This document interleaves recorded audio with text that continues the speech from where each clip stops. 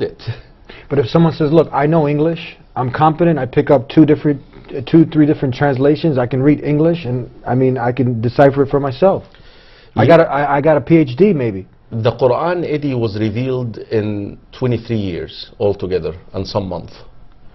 And a lot of the verses in the Quran have what is called sababun nuzul, a reason for its revelation.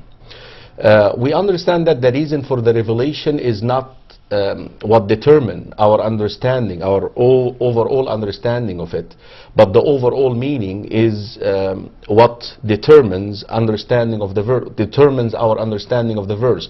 But yet the reason for the revelation grants you a criteria that can lead you towards the proper understanding of the verse.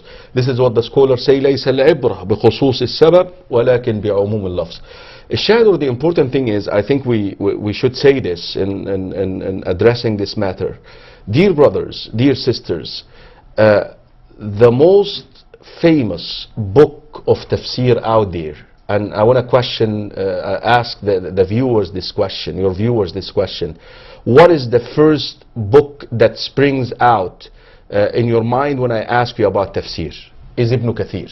Yeah. No question. Even though Ibn Kathir came after Ibn Jarir al-Tabari. Ibn Jarir al-Tabari actually is more known in the Muslim world amongst the scholars in particular. But why Ibn Kathir? Because Ibn Kathir followed that methodology. He would explain the Quran with the Quran, the Sunnah explains the Quran, the Sahabi explains the Quran, the second best and the third best generation explain the Quran, then you go after the language. This is the methodology that is followed. If you jump into the language, you're going to get in trouble, because you have to follow that, and then hopefully we'll explain more of this. So now I mentioned a lot of non-Muslims doing this, who are not really sincerely looking for the truth. They're looking to oppose the truth. But then you also you got a lot of Muslims doing this. So I mean, both are being ignorant to the fact that actually a non-Muslim, at least you can say, come on, you know, you don't even know ulum al-Quran, the signs of the Quran. But now you're supposed to be a Muslim. You got to know. Okay, so we're gonna so again, before we leave, what are the steps again? Okay, the Quran explains the Quran. Yes.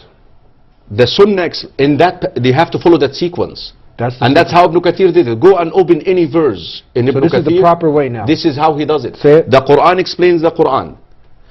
Rasul sallallahu alayhi wasallam explains the Quran.